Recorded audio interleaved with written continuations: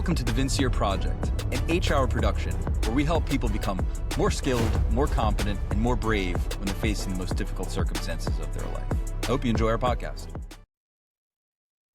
All right, we're back at it. The Vincier Project, staying consistent and true, doing our best. Doing the best we can, pushing through June. Man, this time of June is always like a little bit sad or heavy for me. I feel like because of the way my deployments fell, there was always the spring. It was like heavy fighting season. And by the time it would get to June, things would kind of get calmed down a little bit. But on June 24th in 2008, Dwayne Kelly was assassinated in Sadr City, Iraq. And miss him a lot, man. He's a mountain of a man. And, he stepped up to cover down for a colonel that couldn't make a meeting.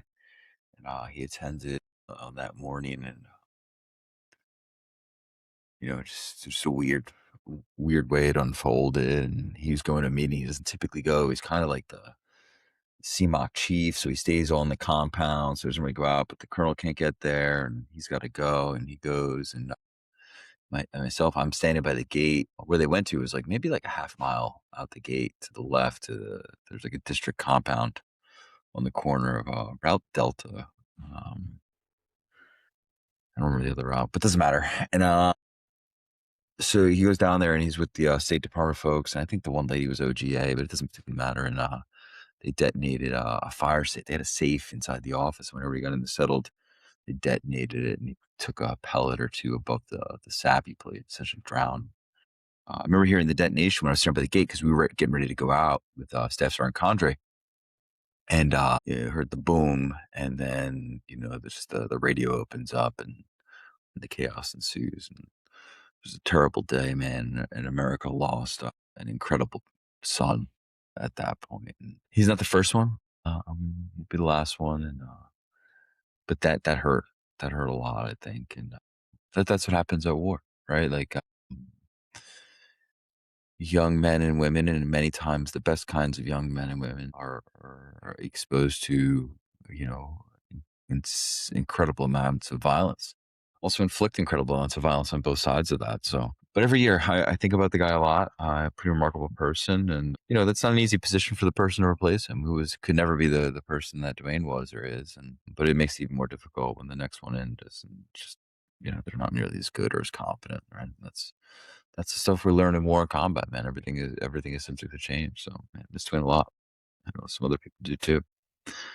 Great weekend though, honoring some veterans, helping raise some money at the Big Fish Foundation, watching Brock participate for 30 hours with some veterans and some pro athletes. I use that term loosely. I mean, they're athletic, they're fit, but pro athletes, I don't think that's subjective at all, right? So maybe there's some junior varsity athletes, maybe there's some NARPs. And at one point they were throwing things and chucking them, and a few of them threw like Europeans, which always makes me laugh. So I don't know if that's an athlete or not, but I'm being nitpicky with some stuff. But great event. Raised a bunch of money. Got to see a bunch of friends, old friends, make some new friends. See some of the goofies in there too. Some real goofballs in any group of people. Yeah, it's good. It's good. Everybody looks good. Tosh keeps building that thing out and developing and over delivering, and it helps so many people, man. It's so wide reaching, and it gets all these high quality people on board to help and support, serve the foundation. It's just impressive what they do, and the branch looks great. And Mary and I got to do that event once, got the privilege, and it's just a great event. It's hard, challenging, brings a lot of people together, expresses camaraderie in different ways, whether it's a volunteer or somebody participating as an athlete. But yeah, Brock was great, man. And so it was good to get out there and settle and see everybody. And before I left, Mary gave me the briefing. She's like, "Hey, I know you. You're not a good volunteer, at all." I'm like, "Well, I think I can help." No, she's like, "You're a homer."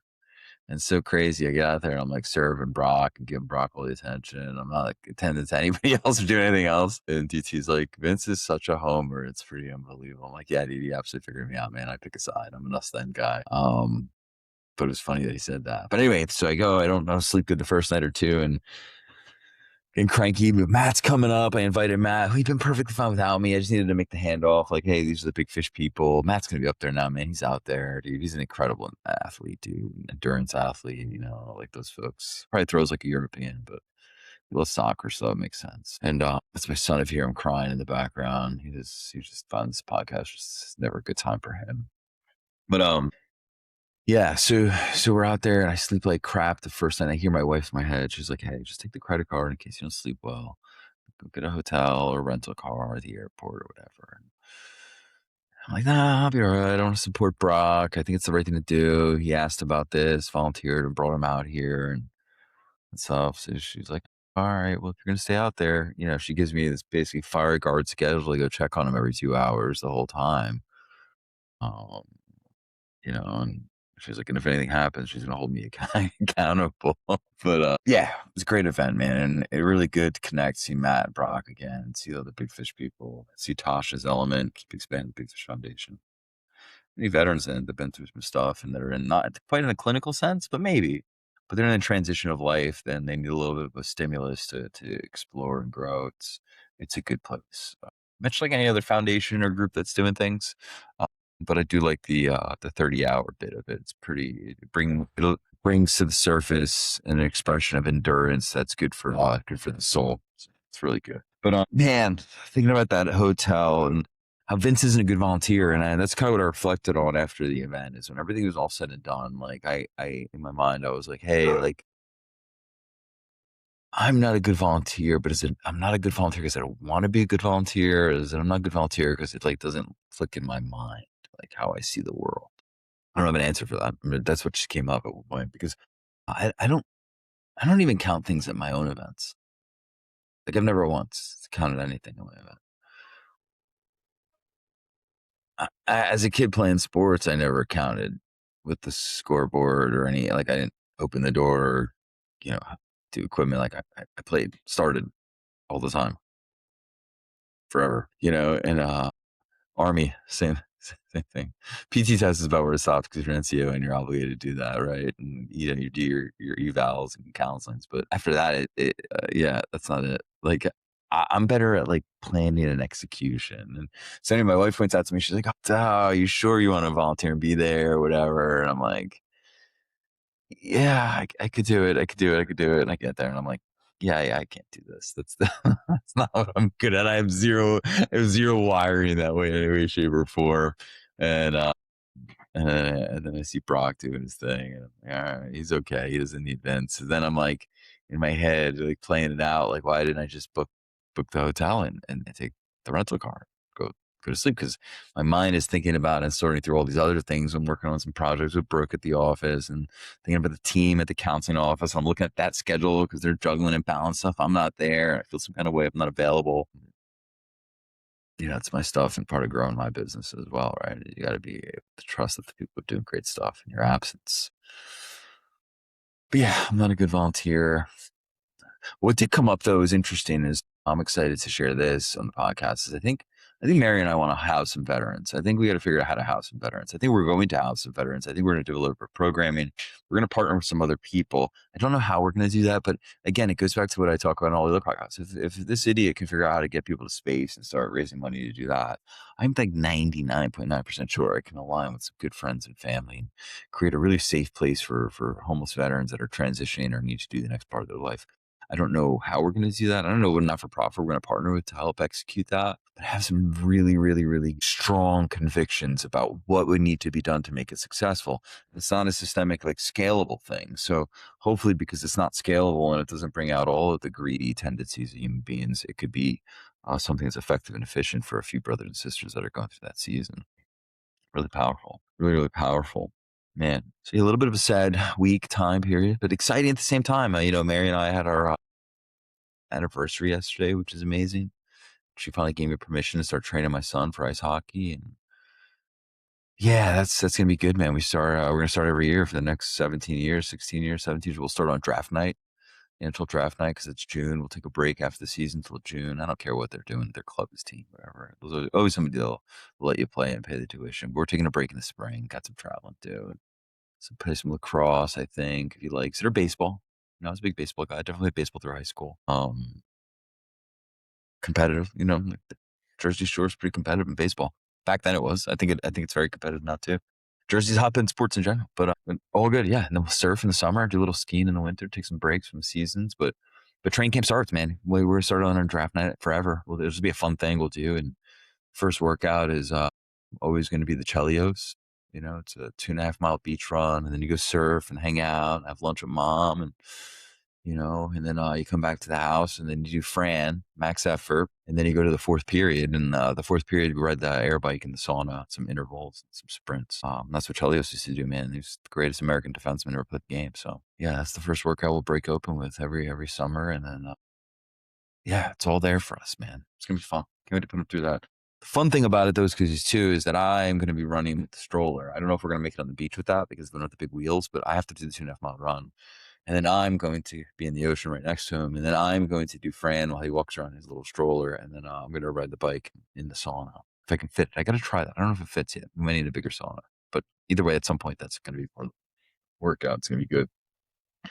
HR training events, we're going to have Mary Ruiz, aka La Tigre Rubia, on next week. She's doing some really cool women's initiatives and events, and it lines up with what we're doing as a brand and a business with HR on both sides, and it makes sense. Mary wants to push forward the women's fitness stuff, like many other groups, and nothing unique or something, but she wants to tailor it to serve our population, our neighborhood, our community, and the folks we work with. And then she's gonna, we're flipping it over, and Brooke is starting to explore and examine. Hey, we're gonna take a look at, do some CEUs for women's stuff that comes up on the way. And I think it makes sense because I would say about half of my clients are women, and I would say probably about 25-30% of them, yeah, 1 in 4-ish, plus or minus. I don't know.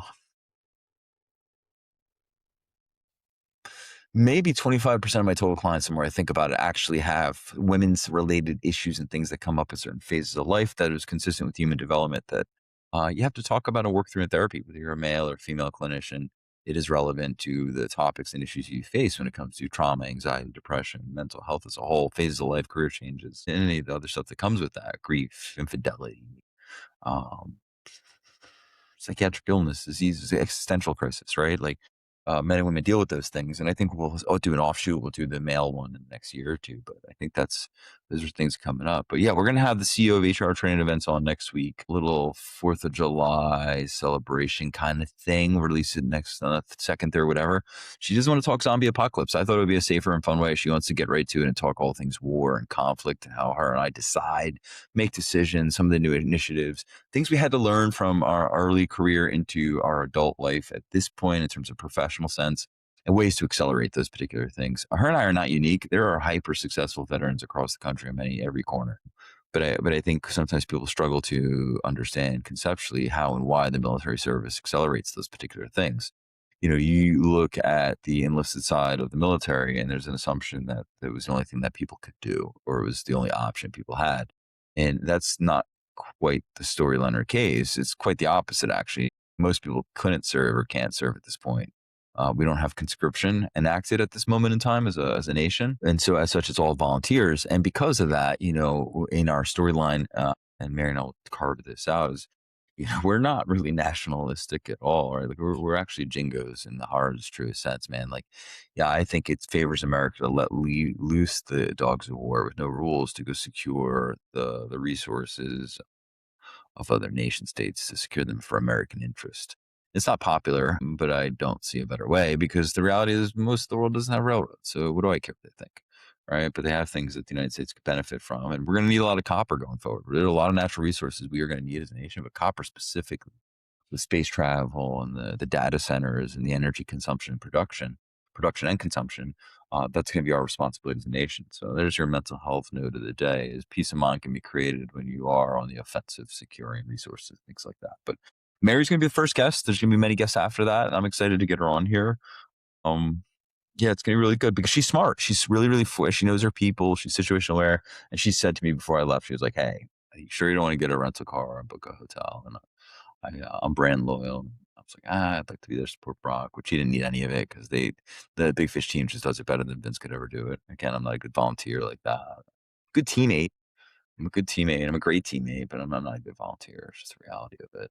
So next time I'll listen to Mary America, right? Like I'll let that little voice, like when she makes a statement like that, I'll listen to it because she's quick to turn around once she gets your agreement. Then she puts you to work or task, and then she gives you the fire guard schedule. And then every 2 hours you're waking up to take a pee and then go check on Brock to make sure he's hydrated and taking salt tabs.